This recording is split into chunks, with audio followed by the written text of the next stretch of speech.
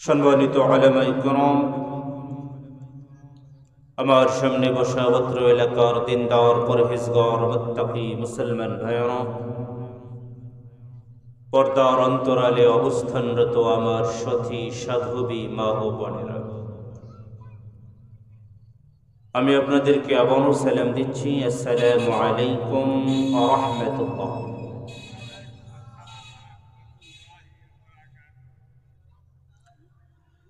আল্লাহ রাব্বুল আলামিনের দরবারে লাখো কোটি শুকরিয়া আদায় করি যে মহান মালিক আমাদেরকে কোরআনুল কারীমের আলোচনা শোনার জন্য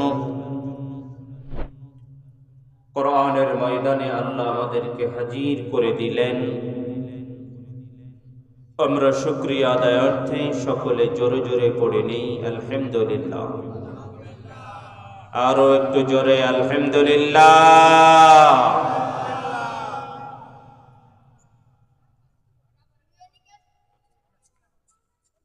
এই রাস্তার ভাইয়েরা, আল্লাহর হস্তে আপনারা কথা বলেন না। পারলে মাঠে বসেন, না পারলে চলে যান। আর যদি দাঁড়াইয়া থাকেন, চুপচাপ দাঁড়াইয়া থাকেন, শুনেন কথা, কিন্তু আল্লাহর হস্তে কথা বলেন না। আপনারা বড় ভালো মানুষ।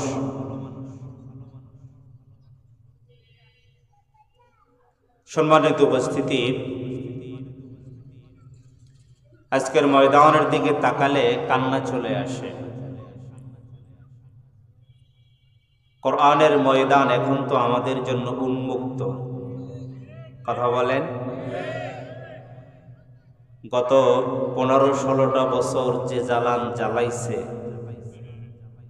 যে নির্যাতন নিষ্পেষণের শিকার আমরা হয়েছি,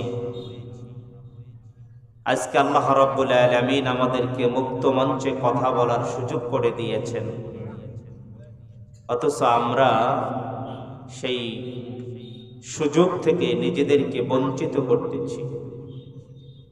এই ছোট্ট একটু ময়দান কয়জন লোক লাগে বলতে, তাও আমরা আসতে পারি না।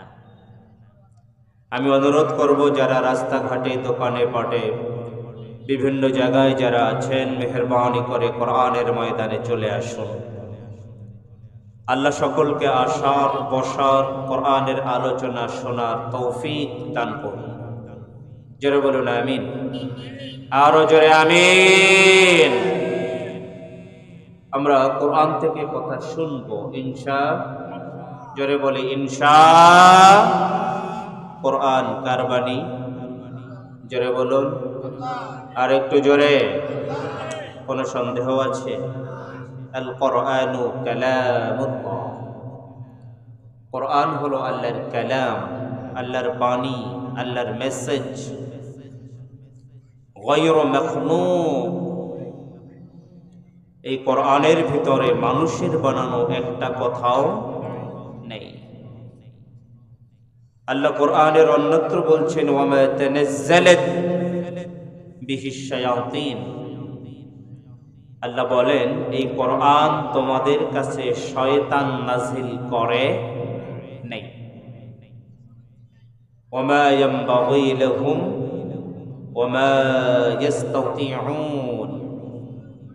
আর শয়তানের পক্ষে কোরআনুল কারীম রচনা করাও সম্ভব নয়।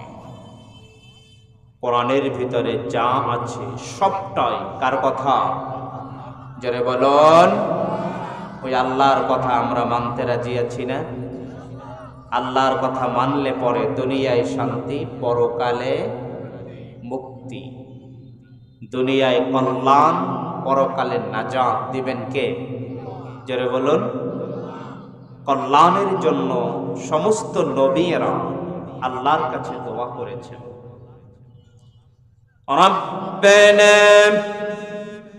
আতিনা ফিদ দুনিয়া হাসানাতাও ওয়া ফিল আখিরাতি হাসানাতাও ওয়া কিনা আযাবান নার। সমস্ত নবীরা আল্লাহর কাছে দোয়া করেছে, রব্বানা আতিনা ফিদ দুনিয়া হাসানা, আয় রব্বুল আলামিন তুমি আমাদেরকে দুনিয়ায় কল্যাণ দাও, ও ফিল আখিরাতি হাসানা, পরকালে ময়দানে মাহশরে আল্লাহ তুমি আমাদেরকে কল্যাণ দাও, নাজাত দাও, ওকিনা আযাবান নার, আল্লাহ গো তুমি আমাদেরকে জাহান্নামের আগুন থেকে বাঁচায়া দাও। সুবহানাল্লাহ বলবেন। দুনিয়ায় কল্যাণ যদি পেতে হয়, পরকালে কল্যাণ যদি পেতে হয়, পরকালে নাজাত যদি পেতে হয়, জাহান্নাম থেকে যদি নিজেকে বাঁচাতে হয়, কোরআন মানা ছাড়া দ্বিতীয় কোনো পথ আমাদের জন্য আছে নাকি? মুসলমানদের জন্য একমাত্র সংবিধান কোরআন।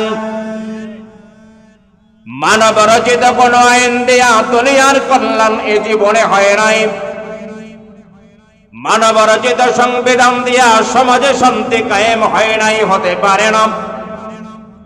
মানব রচিত সংবিধান দিয়া 16 বছর ক্ষমতায় থাকা যায়। মানব রচিত সংবিধান দিয়া মানুষকে হত্যা করা যায়, গুম করা যায়, আয়না ঘরে রাখা যায়, নির্যাতন নিষ্পেষণ করা যায়, স্ত্রী থেকে স্বামীকে আলাদা করা যায়, মা বাবা থেকে সন্তানকে দূরে সরাইয়া রাখা হয়। হয়তো বা মানব রচিত আইন দিয়া এটা করা হয়, এর পরিণাম ভালো হয় না, ভালো হয় না, ভালো হয় না। রান্না করা খাবার খাওয়ার সময় পায় না, ফালাইয়া যেতে হয়। আস্তে কণ্ঠি, আর একটু আস্তে, আরে দাদার বাসায় শুনতে পাবেন তো, আস্তে কণ্ঠি। অথচ যারা কোরআনের পথে ছিল, কোরআনের কায়েমের আন্দোলন যারা করেছে, কোরআন অনুযায়ী যারা জীবন গঠন করেছে, হয়তো বা তাদেরকে জেলে ঢুকায়া 12, 13, 14 বছর রাখতে পেরেছে। বিনা অপরাধে ফাঁসির রশিতে ঝুলাইয়া দুনিয়া থেকে বিদায় করে দিতে পেরেছে। বলুন তো মুসলমানদের অন্তর থেকে তাদের সম্মান, তাদের মর্যাদা এক বিন্দু পরিমাণ কমাতে কি তারা পেরেছে? মুসলমান কোরআন ফলো করে, মুসলমান আল্লাহর বিধান ফলো করে, মুসলমান দুনিয়াবি কার্যকলাপ করে না, মুসলমান দুনিয়ার পিছনে চলে না, মুসলমান ক্ষমতার পিছনে চলে না, মুসলমান চলে জান্নাতের দিকে।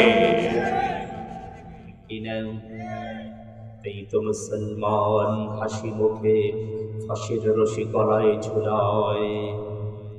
এই তো মুসলমান হাসি খুশি মুখে বছরের পরে বছর আয়না ঘরে কাটায়। এই তো মুসলমান হাসি খুশি মনে সকল নির্যাতন নিষ্পেষণ সহ্য করে নেয়, কারণ মুসলমান জানে দুনিয়ায় কষ্ট করব, মরার সাথে সাথে জান্নাতে চলে যাব, ঠিক কিনা?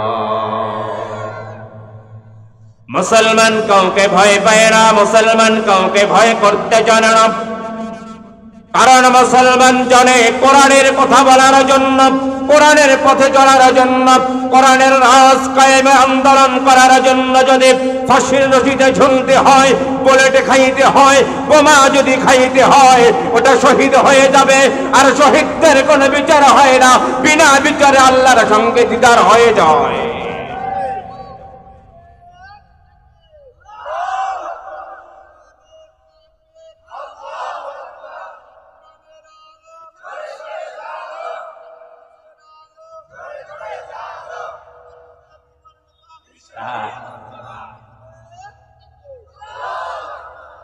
কোরআন ঘরে ঘরে অনেক জ্বালাইছে, আর ঘরে জ্বালানোর দরকার নাই, একটু ডাইরেক্ট জায়গায় জ্বালানো।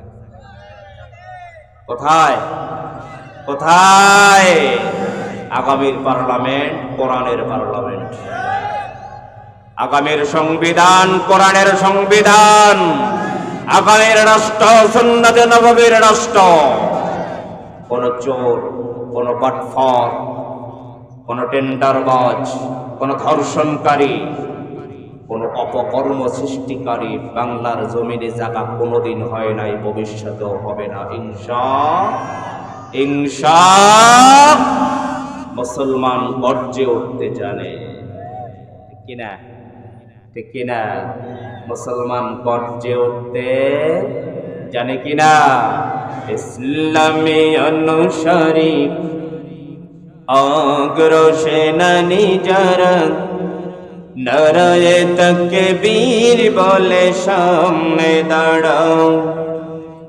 ইসলামী অনুসারী অগ্রসেনানী যারা, নারায়ে তাকবীর বলে সামনে দাঁড়াও। কালেমার নিশান যদি নিজ হাতে ধরবে তুমি, বজ্রধ্বনিতে দুহাত বাড়াও। ইসলামী অনুসারী অগ্রসেনানী যারা, নারায়ে তাকবীর বলে সামনে দাঁড়াও। মিথ্যায় ভরে গেছে ধরণী, সত্যের আলো কভু নিভেনি। দুহাত শক্ত করে আসো আলোর মশাল ধরে, দুহাত শক্ত করে আলোর মশাল ধরে, তোমরাই কাতারের সামনে দাঁড়াও। ইসলামী অনুসারী অগ্রসেনানী যারা, নারায়ে তাকবীর বলে সামনে দাঁড়াও। সামনে দাঁড়াতে রাজি আছে না নাই? জোরে বলো না সে না নয়? যদি কোরআনের পক্ষে চলার কারণে যদি মারি খাইতে হয়, কোরআনের কথা বলার কারণে যদি জেলে যাইতে হয়, কোরআনের কথা বলার কারণে যদি ঘর ছাড়তে হয়, সংসার ছাড়তে হয়, স্ত্রী সন্তান ছাড়তে হয়, ফাঁসির রশিদে ঝুলতে হয়, তারপরেও কোরআনের পথ থেকে এক চুল পরিমাণ দূরে সরে যাব না। রাজি আছো মুসলমান? কারা কারা রাজি? দুহাত তুলে আল্লাহকে দেখো।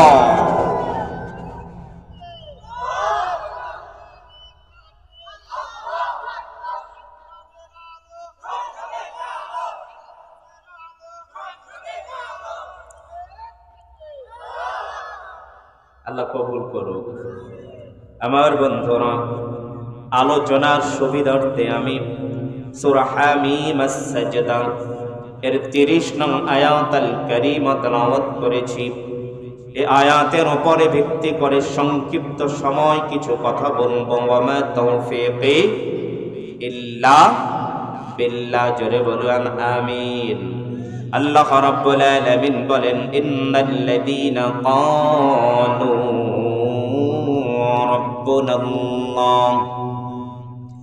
আল্লাহ বলেন, নিশ্চয়ই যারা বলবে, নিশ্চয়ই যারা ঘোষণা করবে, ক্বালু রাব্বুনাল্লাহ, নিশ্চয়ই যারা বলবে আমাদের রব হলো আল্লাহ। আমাদের রবকে জোরে বলুন, এক আঙ্গুল উঁচু করে বলুন তো আল্লাহ। নিশ্চয়ই যারা ঘোষণা দিবে আমাদের রব হলো আল্লাহ, ঘোষণা পর্যন্তই শেষ নয়। সুম্মা ইসতাকামু, ওই আল্লাহর উপরে অবিচল থাকবে, বিপদে মুসিবতে সুখে দুঃখে সর্বাবস্থায় যারা আল্লাহর উপরেই ভরসা করবে। আমাদের ভরসা করার একটাই মাধ্যম, একটাই জায়গা। জোরে বলুন তো ওই জায়গাটার নাম কি? নিশ্চয়ই যারা বলবে আমার রব হলো আল্লাহ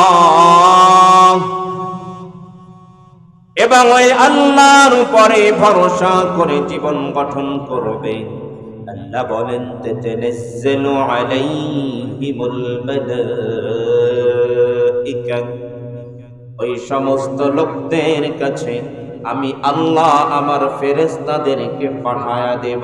সুবহানাল্লাহ।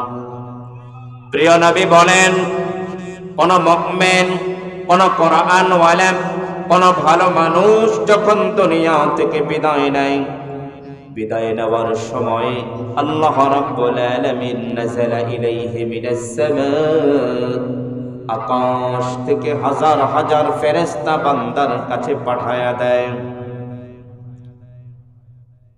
হাজার হাজার ফেরেশতা বান্দার কাছে চলে আসে। আল্লাহর নবী বলেন, যত ফেরেশতা দুনিয়ার মধ্যে চলে আসে, সমস্ত ফেরেশতাদের চেহারাগুলো সুন্দর। কাআন্না উজুহুহুমুশ শামস, সূর্যটা কি সুন্দর, সূর্যের চেয়েও ফেরেশতাদের চেহারাগুলো অনেক বেশি সুন্দর। জোরে কান্না সুবহানাল্লাহ। আল্লাহ বলেন, তাতানাজ্জালু আলাইহিমুল মালাইকা, যারা কোরআন অনুযায়ী জীবন গঠন করবে, আমি আল্লাহর উপরে ভরসা করে জীবন গঠন করবে, আল্লাহ রাব্বুল আলামিন বলেন তাদের কাছে আমার ফেরেশতাদেরকে পাঠায়া দেব। ফেরেশতারা এসে বলবে, আল্লাহ তাখাফু, কোরআন প্রেমিক বান্দারা তোমাদের কোনো ভয় নাই, ওয়ালা তাহজানু, তোমাদের কোনো চিন্তাও নেই, ওয়া আবশিরু বিল জান্নাহ, আমরা ফেরেশতারা আল্লাহর পক্ষ থেকে তোমাদেরকে জান্নাতের সুসংবাদ দিয়া দিলাম। আল্লাতী কুনতুম তুআদুন, যেই জান্নাতের ওয়াদা আল্লাহ রাব্বুল আলামিন আমাদেরকে দিয়েছিলেন। আল্লাহ জান্নাতের ওয়াদা দিয়েছেন আমাদেরকে, ইন্নাল্লাযীনা আমানু ওয়া আমিলুস সালিহাত কানাত লাহুম জান্নাতুল ফিরদাউসি নুজুলা। সুবহানাল্লাহ। আল্লাহ রাব্বুল আলামিন বলেন, নিশ্চয়ই যারা ঈমানদার হবে, ঈমান আনার পরে যারা ওয়া আমিলুস সালিহাত, নেক কাজগুলো করবে, ভালো ভালো কাজগুলো যারা করবে, আল্লাহ বলে কানাত লাহুম জান্নাতুল ফিরদাউসি নুজুলা, ওই ভালো কাজ করনেওয়ালা মানুষগুলোর জন্য আমি আল্লাহ রাব্বুল আলামিন জান্নাতুল ফিরদাউস তৈরি করে রেখেছি। ভালো কাজ যারা করবে, নামাজ পড়া ভালো কাজ না খারাপ কাজ? আর একটু জোরে। রোজা রাখা ভালো কাজ না খারাপ কাজ? মিথ্যা কথা বলা ভালো কাজ না খারাপ কাজ? সুদ ঘুষ খাওয়া ভালো কাজ না খারাপ কাজ? যৌতুক খাওয়া তো আরামের কাজ। এগুলো সমাজের মধ্যে আছে না নেই? জোরে বলুন, আছে না নেই? যারা ভালো কাজগুলো করবে তাদের জন্য আল্লাহ জান্নাত বানায়া রেখেছে, ঠিক কিনা? কথা বলুন। শুধুমাত্র বন্ধু নামের আগে মোহাম্মদ লাগালে মুসলমান হয় না। বাবার নাম মোহাম্মদ দিয়া শুরু হয়েছে, মায়ের নাম মুসলমানের নামের মতো নাম, সাহাবীদের মতো নাম, নবীদের নামের সঙ্গে নাম মিলাইয়া রেখেছে। মুসলমানের ঘরে জন্ম নিয়েছে, বাবা মুসলমান, দাদা মুসলমান। 5 বছর 6 বছর বয়সে হাজম ডেকে আগা কাটাইয়া চামড়াটা ফেলে দিয়া সুন্নতে খাতনা করাইয়া মুসলমান নাম দিয়েছে। ও বন্ধু, এর নাম মুসলমান নয়। মুসলমান তো তিনি, যিনি জন্ম থেকে শুরু করে মৃত্যু পর্যন্ত কোরআন অনুযায়ী চলবেন, ঠিক কিনা?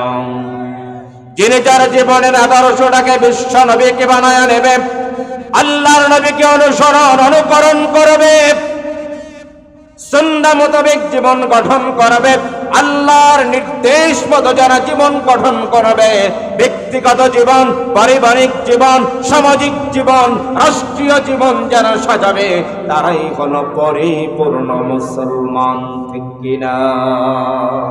ওয়ামান আহসানু কাওলাম মিম্মান দাআ ইলাল্লাহি ওয়া আমিলা সালিহান ওয়া ক্বালা ইন্নানি মিনাল মুসলিমিন। জোরে বলুন আল্লাহু আকবার। আল্লাহ রাব্বুল আলামিন বলেন, আর তার কথার চেয়ে কার কথা সুন্দর হতে পারে? যিনি মানুষদেরকে আল্লাহর কথা বলে, যিনি মানুষদেরকে আল্লাহর পথে ডাকে এবং নিজে ভালো কাজ করে, তার কথার চেয়ে আর কার কথা ভালো হতে পারে? এবং যিনি নিজেকে বলে আমি একজন মুসলমান, আমি একজন, জোরে বলুন। আজকে মুসলমানের সংখ্যা আমাদের দেশে অনেক, 93% মুসলমান আমাদের সমাজে, 93% মুসলমান আছে। আজান হলে পরে মসজিদে মুসল্লি চলে যায়, আজান হলে পরে মসজিদে মুসল্লির অভাব হয় না। জুমার নামাজের জন্য 4 তলা 5 তলা 10 তলা মসজিদ বানানো লাগে, ঈদের নামাজের জন্য বিশাল প্যান্ডেল করা লাগে, মাহফিলের জন্য লক্ষ লক্ষ মানুষ জড়ো হয়ে যায়। আমাদের আল্লামা মিজানুর রহমান আজহারের মাহফিলের দিকে তাকায়া দেখেন 20 লাখ 25 লাখ 30 লাখ মানুষ জড়ো হয়ে যায়। মুসলমান যদি না হতো, এত মুসলমান কেন হতো, কেন থাকতো? এত মুসলমান থাকার পরেও, এত কোরআন প্রেমিক থাকার পরেও কোরআনের পাখি 13টা বছর জেল খাটলো। কোরআনের পাখিকে বিস্মান করায়া পরিকল্পিতভাবে হত্যা করা হলো। আর মুসলমান আমরা দাবি করি কিভাবে? কথা বলেন। যদি মুসলমানিত্বই থাকতো আমাদের সমাজের মধ্যে, 16টা বছর আমাদের কারো পা চাটা লাগতো না, আয়না ঘরের জন্ম হতো না। কথা কয় না। চট্টগ্রামের বিডিআর বিদ্রোহের ভিতরে আমরা সেদিন দেখলাম বিয়ে হয়েছে মাত্র 14 দিন, নববধূকে ঘরে রেখে জেলে চলে গেছে, 16টা বছর জেল খেটেছে, 16টা বছর তার দাম্পত্য জীবন যারা শেষ করে দিয়েছে। আবার যাওয়ার সময় বলে গেল, আমার যে অপরাধটাই কি সেটাই আমি বুঝি। কথা কয় না, বুঝি, একদম দুধের বাচ্চা। বান্ধব, আমরা কোরআনের পক্ষে আগেও ছিলাম, বর্তমানেও আছি, ভবিষ্যতেও। কারণ আমাদের রব কয়জন? জোরে বলুন। তিনি কি শুধু আকাশে থাকে, আরশে থাকে, নাকি এই এলাকার নাম জামগড়া এলাকায় বুঝি আল্লাহ থাকে না? দেখে না? দেখে দেখে। তুমি সব ক্ষমতার মালিক আল্লাহ,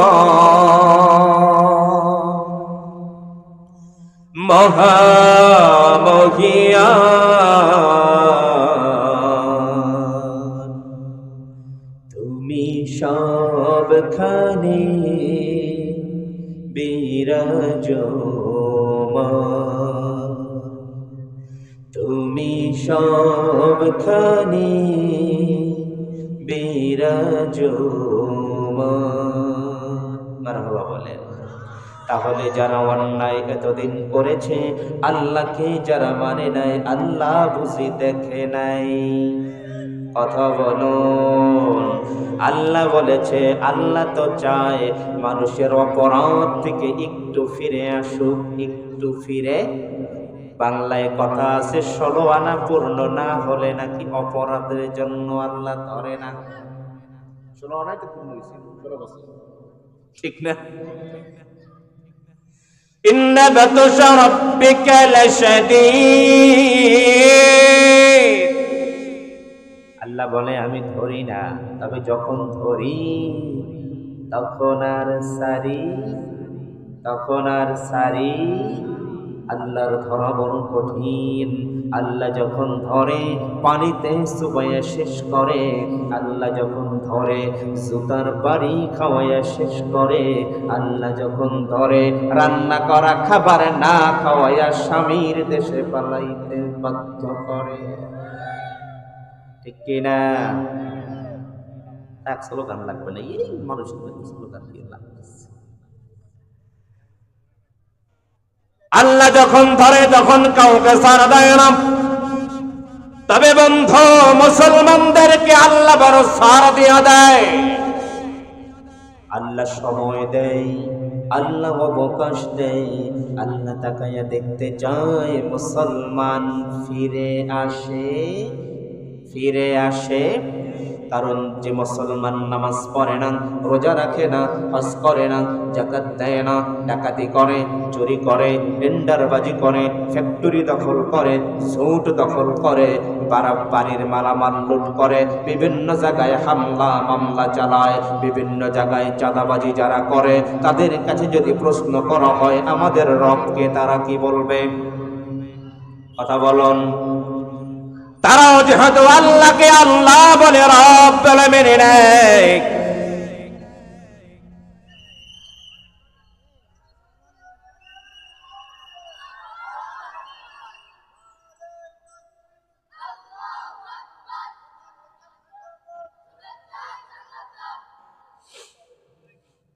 আজকের মাহফিলের বিশেষ আকর্ষণ আল্লাহর কুদরত, আল্লাহর মহিমা। জনাব মাওলানা মাহবুবুর রহমান সিরাজি 26 ইঞ্চি বক্তা, দেখতে 26 ইঞ্চি, আসলে খুব সুন্দর। তিনি আমাদের মাঝে চলে এসেছেন। আমরা বলি আলহামদুলিল্লাহ, আরো জোরে আলহামদুলিল্লাহ।